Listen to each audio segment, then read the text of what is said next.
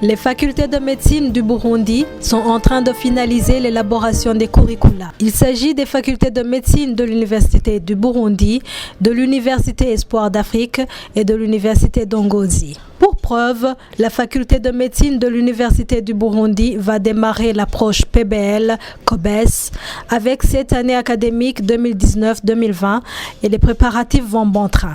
Les enseignants de cette faculté viennent de passer du 13 au 17 janvier 2020 dans une semaine en formation pour l'opérationnalisation des curricula et les Skills Labs. Professeur Sébastien Manirakiza, responsable des curricula, exprime son sentiment de satisfaction. Cet atelier nous a permis de bien revoir notre offre de formation en première année.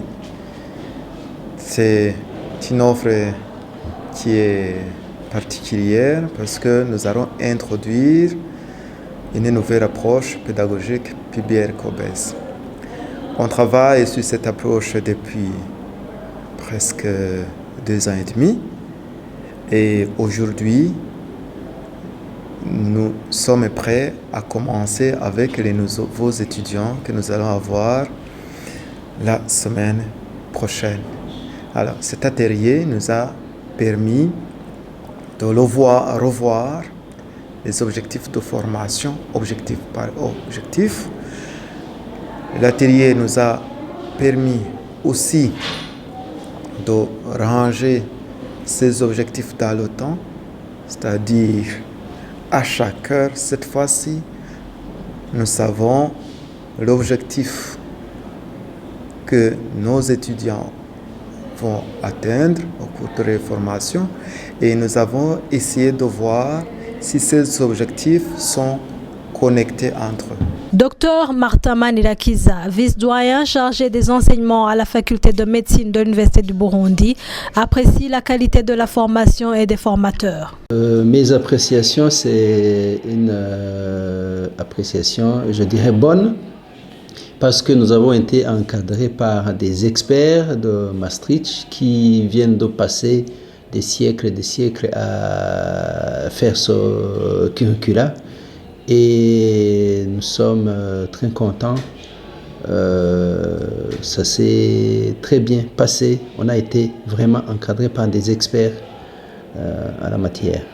L'expert de l'Université de Maastricht est également satisfait des acquis de cette semaine qu'a duré l'atelier et elle encourage ses collègues burundais de booster cette réforme car les débuts sont toujours difficiles partout. Pour nous, c'était la 8e fois qu'on était là. Et je trouve que pendant cet atelier, on a vu beaucoup de personnes des 3 universités, de Bujumbura, Hope et Ngozi qui étaient là. Donc, c'était un public très enthousiaste. Et je crois que cette semaine, on a vraiment fait de très grandes étapes parce que le nouveau curriculum, ça va commencer la semaine prochaine. Et au début, dans nos premiers ateliers et deuxième atelier, on faisait des petits pas avec une petite groupe. Maintenant, on fait autre pas, de plus en plus grands pas, avec presque tout le monde. Et on voit maintenant que tous les profs ici savent qu'il y aura un nouveau curriculum. Tout le monde est très motivé de faire ça. Donc, ils ont travaillé de lundi jusqu'à vendredi. Et on a travaillé sur la théorie, mais aussi beaucoup sur la pratique. Et dans cet atelier, il y avait aussi un atelier sur Skills Lab et Lab Skills. Donc, les profs ont appris comment utiliser les modèles du Skills Lab, comment intégrer ces skills dans la théorie. Parce que nous, on pense qu'un curriculum, ce n'est pas seulement la théorie, mais c'est aussi la pratique. Et une autre chose qu'on a fait beaucoup cette semaine, on a parlé de l'organisation. Et on a vu que les profs sont prêts pour commencer. Ils connaissent les dates, ils savent quand il faut commencer avec les différents axes. Et ils ont le courage de commencer parce qu'il y a une préparation qui est vraiment très bonne. Mais bien sûr, ce n'est jamais fini, c'est jamais tout à fait prêt. Donc il y aura toujours des choses à améliorer pendant qu'on commence, parce qu'il faut commencer, puis améliorer. Et l'année prochaine, on peut encore faire des améliorations. Oui, on était avec 4 personnes de l'université de Maastricht. On s'est divisé dans des ateliers différents. C'était possible parce que des fois, il y avait une trentaine ou quarantaine de personnes ici. Donc c'est bien passé, on est très contents.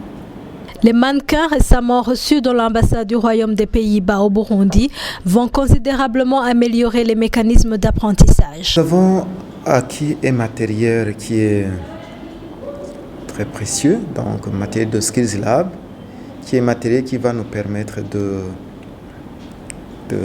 rendre pratique les connaissances théoriques que nous avons l'habitude de dispenser. C'est un matériel qui est très précieux pour nous, non pas en termes de coûts financiers, mais surtout en termes de l'usage qu'on va en faire. Ça permettra à l'étudiant de pratiquer d'abord sur les mannequins ou bien même avant de pratiquer sur le malade lui-même. Donc c'est un avantage. Donc l'étudiant, avant de pratiquer des gestes médicaux sur un patient réel, il aura déjà acquis quelques habilités qui lui permettra de bien s'occuper du patient, cette fois-ci réel.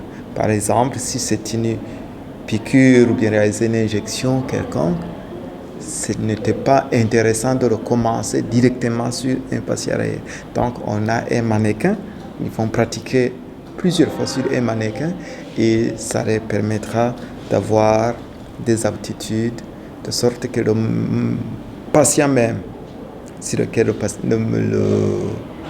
l'étudiant va commencer à réaliser une pratique quelconque, sera rassuré.